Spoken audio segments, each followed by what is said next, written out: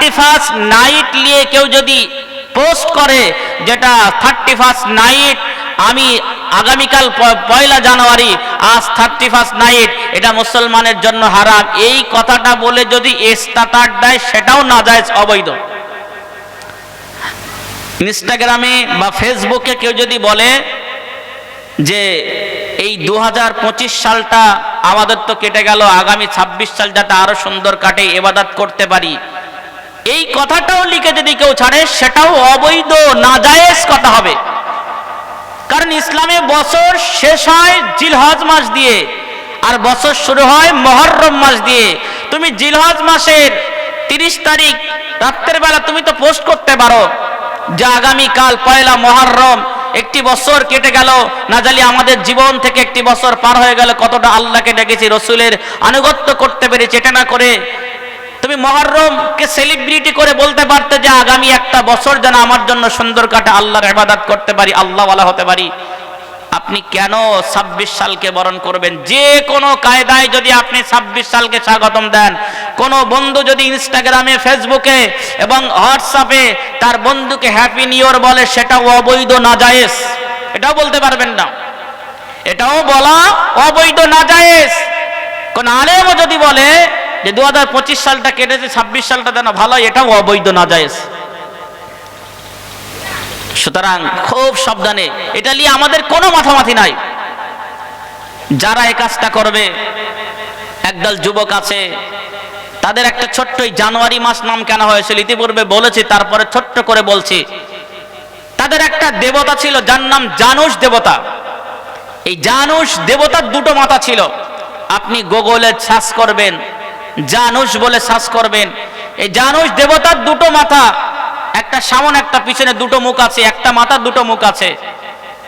31 তারিখ ডিসেম্বর রাতের বেলা, যেটা 31 নাইট বলা হয়, এই রাতের বেলা খ্রিস্টানের যুবকেরা, খ্রিস্টানরা, তারা ওই জানুস দেবতার সামনে গিয়ে বলে যে 2025টা আমাদের জন্য মঙ্গলকর গিয়েছে, ভালো গিয়েছে, আর যদি কোনো ভুল করে থাকি আমাদের ক্ষমা করো।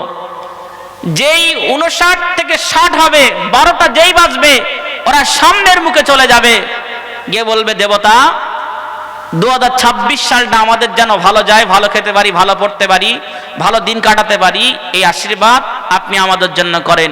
জানুস দেবতার 2টো মুখ আছে, তারা গিয়ে বলে। তাহলে এটা তাদের কালচার, তাদের রীতিনীতি, কোন মুসলমান এটা ধারণ করতে কোনো কায়দায় পারে না। হোয়াটসঅ্যাপে যদি বলেন, হোয়াটসঅ্যাপেও যদি আপনি মেসেজ করেন, বন্ধু 2025 সালটা তো বিদায় হয়েছে, 2026 সালটা একটু ভালো কাটে, এর জন্য দোয়া করো, এ কথাটা বলো মুসলমান তোমার জন্য নাজায়েজ। তুমি বলতে পারো না, এটা নিয়ে তোমার কোনো মাতামাতি হতেই পারে না। যদি বলো তো তুমি মান তাশাব্বাহা বিকওমিন ফাহুয়া মিনহুম, তুমি সেই জাতিদের অনুসরণ করলে যারা রাসূলুল্লাহর বিরোধী, যারা আল্লাহর কোরআনের বিরোধী, তুমিও তাদের সঙ্গে তাল মিলিয়ে গেলে। সুতরাং তোমার হাসর নাসরটাও গায়ের কওমদের সঙ্গে হবে, তুমি আর জান্নাতের হকদার হতে পারলে না। ওই জন্য বুঝে শুনে কাজ করতে হবে, হিসাব করে চলতে হবে। জামানাটা অতি কঠিন। জামান যুবকেরা, ভুল আমায় বুঝবেন না, আজ সমাজের জেনাটা সহজ হয়ে গেছে, বিবাহটা কঠিন হয়ে গেছে। আজ মুসলমান বুঝতে চায় না। নবী আমার বললেন, তোমরা জেনাটা কঠিন করে ফেলো, তোমরা বিবাহটা সহজ করে ফেলো, তাহলে মানুষ আর জেনা করবে না, মানুষ বিবাহ করে নেবে। নবী হযরতে মুসা আলাইহিস সালামের জামানার একটা ছোট্ট কথা বলি বুঝতে পারবেন। আল্লাহর নবী হযরতে মুসা আলাইহিস সালামের জামানায় একটা যুবক ছিল। সেই যুবকটা বড় লোক যুবক, সেই যুবকের বাপ অনেক পয়সাওয়ালা, সেই যুবকের বাপ অনেক টাকাওয়ালা। এই যুবকটা কি করত? প্রত্যেক দিন রাত্রি একটা করে সুন্দরী সুন্দরী রমণীদেরকে নিয়ে সে রাত কাটাতেন। আল্লাহর নবী হযরতে মুসা আলাইহিস সালামের জামানার কথা বলছি। আল্লাহর নবী মুসা আলাইহিস সালামের জামানায় বনি ইসরাইলের একটা যুবক, সে প্রতিদিন রাতের বেলা সুন্দরী মেয়েদেরকে নিয়ে রাত যাপন করতেন। 30 দিন একটা মাস হয়, 30 দিন 30টা সুন্দরী নারীর সঙ্গে জীবন যাপন করতেন, সুন্দরী নারীকে ভোগ করতেন, সুন্দরী নারীর বেকে ব্যবহার করতেন। একদিন ওই যুবকটা একটা নারীকে সে পয়সার বিনিময়ে ডেকে আনলেন, একটা নারীকে পয়সার বিনিময়ে ক্রয় করলেন। $1000 দিয়ে একজন নারীকে তার ঘরের ভিতরে আনলেন। আল্লাহর নবী মুসা নবীর জামানায় ওই যুবক, বনি ইসরাইলের যুবকটা প্রত্যেক দিন সুন্দরী সুন্দরী নারীদেরকে সর্বনাশ করে দিতেন। একদিন একটা সুন্দরী নারীকে বাজার থেকে $1000 দিয়ে, $1000 দিয়ে ওই মহিলাকে কিনে আনলেন। ঘরের ভিতরে রাতের বেলা প্রবেশ করলেন, যে ঘরের ভিতরে পৃথিবীর কোনো মানুষ নাই, যে ঘরে একমাত্র আল্লাহ ছাড়া কেউ দেখতে পাবে না, এমন একটা ঘরের ভিতরে ওই সুন্দরী রমণীকে নিয়ে বনি ইসরাইলের যুবকটা প্রবেশ করলেন।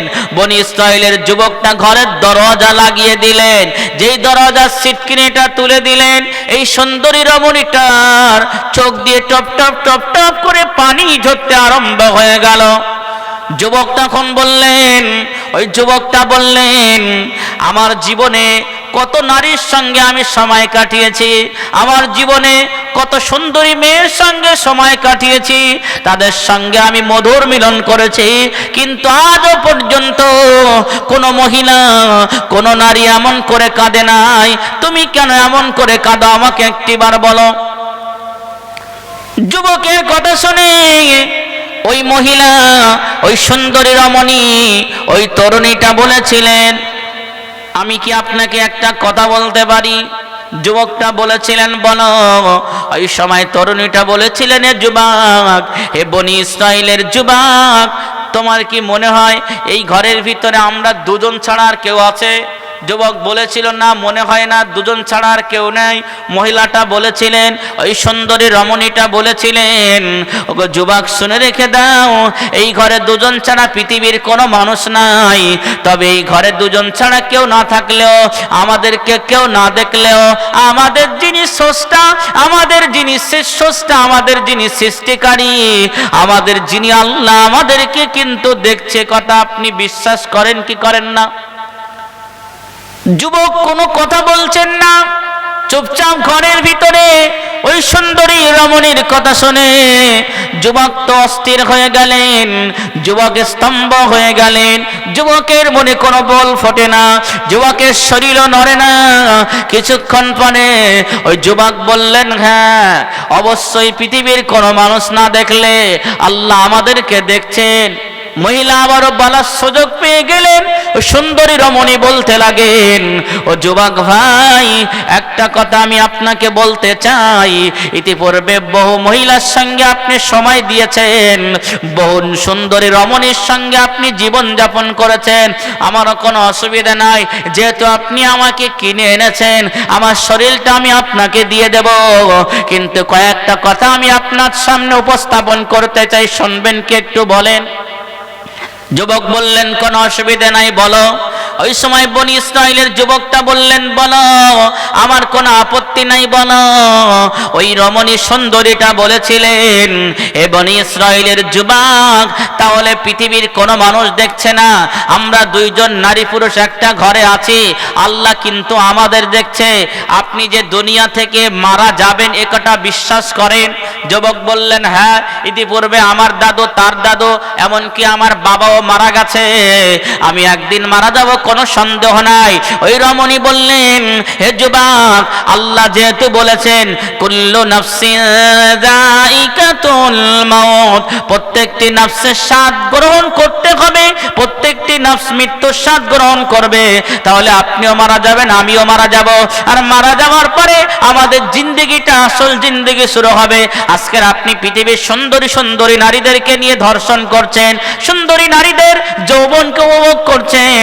আপনি কি শুনেছেন, আপনি কি শোনেননি, জান্নাতে একটা পুরুষের কাছে আল্লাহ রাব্বুল আলামিন একটা জান্নাতি পুরুষকে 70টা করে হুর দেওয়া হবে, কথা কি আপনি শোনেননি?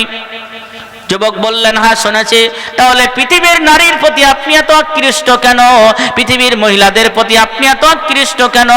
আপনি আল্লাহকে যদি ভয় করেন, সেই মহান স্রষ্টা, যে স্রষ্টার হাতে আপনার জীবন, যে স্রষ্টার হাতে আপনার মরণ, যে স্রষ্টা আপনাকে রুজি দিয়েছে, যে স্রষ্টাই দুনিয়ার জমিনে আপনাকে পাঠিয়েছে, সেই স্রষ্টার ভয় যদি আপনার ভিতরে থাকে, আপনি আমাকে স্রষ্টার জন্য ছেড়ে দেন, আপনি আমাকে মালিকের জন্য ছেড়ে দেন, দেখবেন আল্লাহ আপনার অতীতের সমস্ত গুনাহগুলো মাফ করে দেবে। বলেন সুবহানাল্লাহ। যুবক অনেক চিন্তা করছে, সত্যি তো এরকম কথা আজও পর্যন্ত কোন নারী আমাকে বলেনি। ইতিপূর্বে আমার জীবনে বহু নারীর সঙ্গে আমি সঙ্গম করেছি, বহু নারীর সঙ্গে আমি মেলামেশা করেছি, ইতিপূর্বে এত সুন্দর কথা কেউ বলেনি। ঠিক আছে, আমি তোমাকে ছেড়ে দিলাম, তোমাকে মুক্ত করে দিলাম। বলেন না সুবহানাল্লাহ। যুবক রাতের অন্ধকারে আল্লাহর কাছে তওবা করে নিলেন। যুবক সেই রাতের বেলায় দুনিয়া থেকে বিদায় হয়ে গেল। ইন্না লিল্লাহি ওয়া ইন্না ইলাইহি রাজিউন। এ জামান যুবকেরা, বনি ইসরাইলের মানুষেরা সকালবেলা দেখেন ওই যুবকের দরওয়াজার সামনে লেখা আছে, এই যুবকটা একটা ক্ষমাপ্রাপ্ত যুবক, এই যুবকটা আল্লাহর জান্নাতি যুবক। এই কথাটা নিয়ে বনি ইসরাইলের মানুষেরা আল্লাহর নবী হযরতে মূসা আলাইহিস সালামের কাছে গেলেন। হযরতে নবী মূসা আলাইহিস সালামের কাছে গিয়ে বনি ইসরাইলের মানুষেরা হযরতে নবী মূসা আলাইহিস সালামের কাছে গেলেন।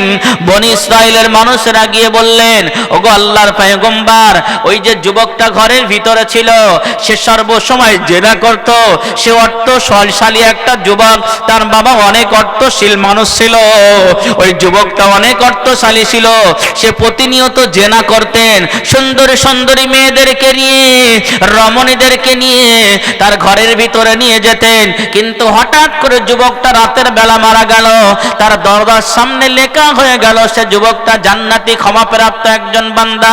এটা কিভাবে হতে পারে একটু আমাদেরকে জানান, একটু বলেন।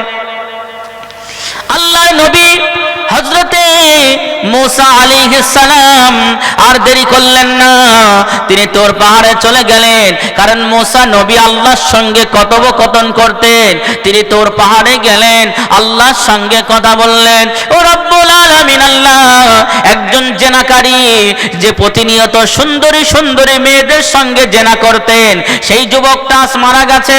এলাকার মানুষেরা তার কথা নিয়ে আমাকে জিজ্ঞাসা করতে চেয়েছে, তাকে কেন আপনি মাফ করে দিলেন, কেন আপনি তাকে জান্নাতি বানালেন, এটা একটু আমাকে বলেন। আল্লাহ রাব্বুল আলামিন গায়বী আওয়াজ দিয়ে হযরত নবী মূসা আলাইহিস সালামকে বলে দিলেন, ও আমার পয়গম্বর, ও আমার নবী মূসা, শুনে রেখে দাও, ওই যুবকটা গত রাতের বেলা একটা রমণীকে নিয়ে জেনা করার জন্য তাকে কিনে এনেছিলেন। কিন্তু সেই রমণীটা ছিল দিনদার, সেই রমণীটা ছিল পরেশগার, সেই নারীটা ছিল অত্যন্ত খোদাভীরু, আল্লাহ ভীরু। আমি আল্লাহকে বড় ভয় করতেন, জাহান্নামকে বড় ভয় করতেন। ওই নারীটা জীবনে কোনোদিন তার মুখমণ্ডল, তার শরীর দেখায়নি। ওই মহিলাটার সঙ্গে সে জেনা করতে চেয়েছিল, সেই মহিলাটার কথাটা তার কাছে আসর করেছে। সেই মহিলাটার কথা ভেবে আমার ওই বান্দাটা, আমার ওই বান্দা রাতের অন্ধকারে, রাতের আধারে আমাকে বলেছিল, আল্লাহ আমি পৃথিবীর জমিনে অনেক বড় জালিম, আমি পৃথিবীর জমিনে অনেক বড় নাফরমান, তারপরে আমি আপনার বান্দা, আপনি তো বলেছেন সাত্তারুল আইয়ুব, আপনি বান্দাদের গোপন গুনাহগুলো গোপন রাখেন। রব্বুল আলামিন, আপনি তো ক্ষমাকারী, আপনার নাম গফফার, আপনার নাম রহমান, আপনার নাম রহিম। আপনার রহিম নামের ওসিলা করে, আপনার রহমান নামের ওসিলা করে আপনি আমার জীবনের গুনাহগুলো মাফ করে দেন। আর দুনিয়ার জমিনে যে কটা দিন হায়াতে রাখবেন, আমি আজ থেকে আপনার কাছে ওয়াদা করলাম, তওবা করে নিলাম, আর কোনোদিন আমি জেনার কাছে যাব না, কোনো অন্যায় খারাপ কাজ করব না। বলেন সুবহানাল্লাহ। আল্লাহ বললেন, এ নবী মূসা রাতের অন্ধকারে তওবা করে নিয়েছে, পৃথিবীর কোনো মানুষ দেখেনি, আমি জানি, সেই জন্য আমি আল্লাহর সমস্ত গুনাহ মাফ করে দিয়ে ওকে জান্নাতি বানিয়ে দিয়েছি। বলেন না সুবহানাল্লাহ। একটা যুবক যে সারা জীবন জেনা করেছে, করার পরে তার মনে ভয় জেগেছে, আল্লাহ বলে একজন আছে, আল্লাহর বিচার বলে একজন আছে, আল্লাহ বিচার করবেন, আল্লাহ বলে একজন আছে। সুতরাং সে জায়গায় দাঁড়িয়ে আমার আর পিছপা হলে হবে না। সে গোপনে আমার কাছে তওবা করেছে। মহান আল্লাহ বললেন, ওর গোপন তওবাটা আমি এতটা পছন্দ করেছি, শুধু ওকে মাফ করিনি, ওকে জান্নাতের ঘোষণা দিয়ে গোটা বনি ইসরাইলকে দেখিয়ে দিয়েছে, তোমরাও যদি তোমাদের গুনার জন্য তওবা করো তো আমি মহান আল্লাহ তোমাদের গুনাহগুলো মাফ করে দেবো। বলেন না সুবহানাল্লাহ। এই মাসটা অত্যন্ত নিয়ামতপূর্ণ মাস, অত্যন্ত বরকতপূর্ণ মাস। আল্লাহুম্মা বারিক লানা ফি রাজাব ওয়া শাবান ওয়া বাল্লিগনা রমাদান। রাসূলুল্লাহ শুধু একদিন পরে ক্ষান্ত হতেন না, পুরো মাসটা, এই রজব মাস শাবান মাস দুটো মাস অনর্গল এক নাগারে পড়তে থাকতেন, যাতে করে আল্লাহ আমার রমজান পর্যন্ত হায়াত দেবেন, আর সেই হায়াতে আমি রমজানের রোজা রাখবো আর নিজেদের জীবনকে ধন্য করে নেব। জোরে বলেন না সুবহানাল্লাহ, জোরে হবে না সুবহানাল্লাহ। কবরে আমাদের যেতে হবে, হবে কি হবে না? কবরের চিন্তা কেউ করি না। দরুদ শরীফ আল্লাহুম্মা সাল্লি আলা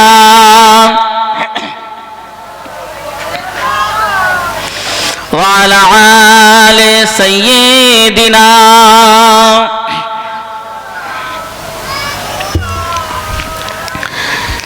একদিন আমি মুখ লুকাবো সাদা কাফনের আড়ালে, একদিন আমি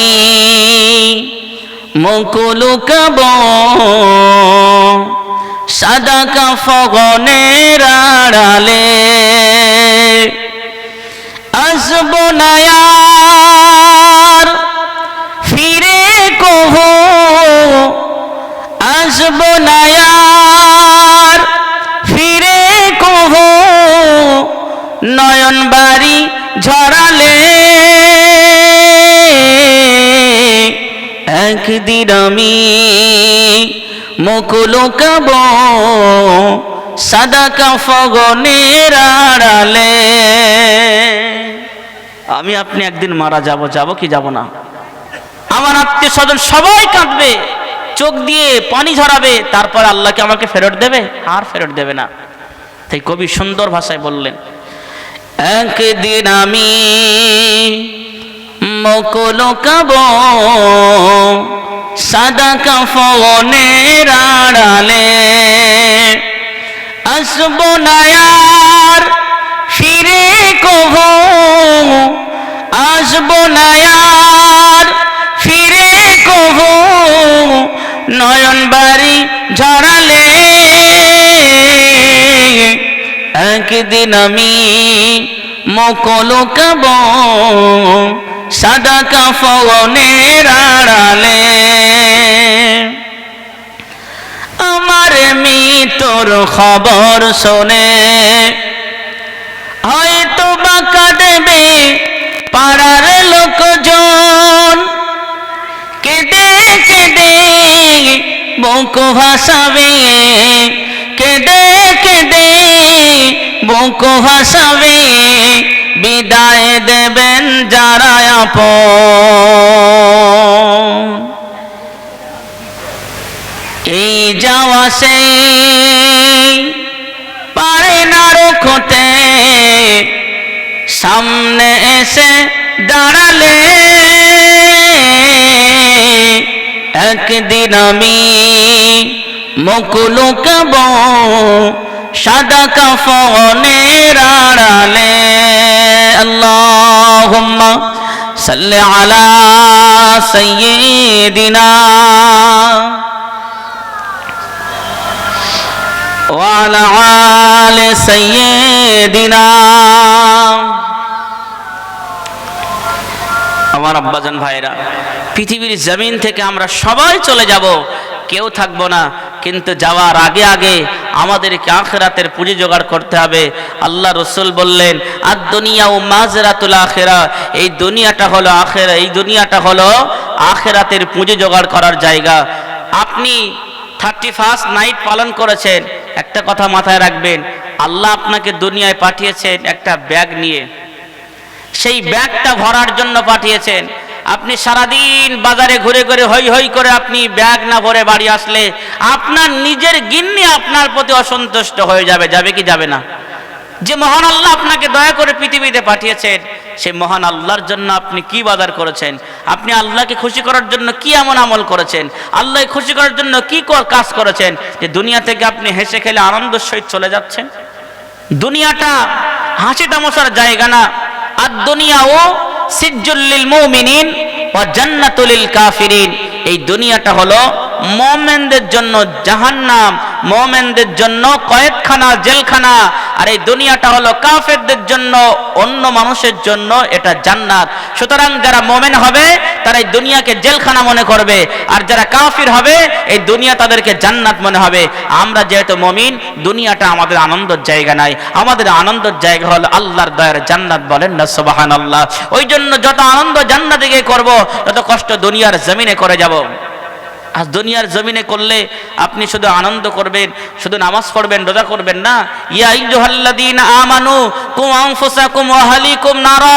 এ আমার বান্দা বান্দিরা, তুমি একা নয়, তুমি বাঁচো, তোমার আহাল বর্গদের বাঁচাও। তুমি একা মসজিদে যাবে, নামাজ আদায় করবে, মাথা ঠুকে ঠুকে পাথর ফাটাবে না, না, আল্লাহ তোমাকে জান্নাতে দেবেন না।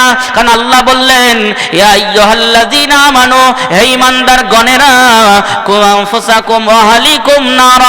তুমি বাঁচো, তোমার আহাল পরিবারদেরকে, তাদেরকেও বাঁচাও, তাদেরকেও তালিম দাও, নামাজের কথা বলো, তাদেরকে আল্লাহর কথা বলো, রাসূলুল্লাহর কথা বলো, সারা শরীয়তের কথা বলো।